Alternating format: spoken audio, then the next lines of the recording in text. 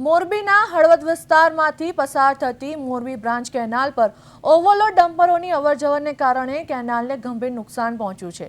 સિંચાઈ વિભાગના ઇન્ચાર્જ નાયબ કાર્યપાલક ઇજનેર મિતેશ ખોલિયાએ આ હકીકતનો સ્વીકાર કર્યો છે। અગાઉ સાપકડા ગ્રામ પંચાયત દ્વારા વારંવાર રજૂઆતો કરવા છતાં તંત્ર નિંદ્રાધીન હોવાના આક્ષેપો થયા છે, પરંતુ હવે વિભાગ દ્વારા કાર્યવાહીની તૈયારીઓ દર્શાવવામાં આવી છે। अधिकारीओना जणाव्या मुजब आगामी 10 દિવસમાં संबंधित वाहन चालको અને जवाबदार शख्सोने नोटिस फटकारवामां आवशे। आ साथे ज केनाल पर अनधिकृत वाहनोनी अवरजवर रोकवा माटे तात्कालिक असरथी बेरिकेडिंग करवानी कामगीरी पण हाथ धराशे।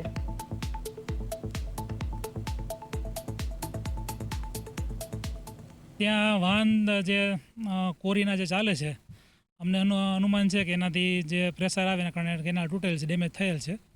જે અંગે તમામ કોરીવાળાને નોટિસ આપેલ છે। સબ ડિવિઝનના જે ગામિત સાહેબ છે નોટિસ આપેલી છે અને આગળની કાર્યવાહીમાં અમે ત્યાં બેરિકેડ લગાવવાના છીએ અને પ્લસ જાહેરનામું બહાર પાડી અને ત્યાં પ્રતિબંધ કરવા માટેની કાર્યવાહી કરવાના છે।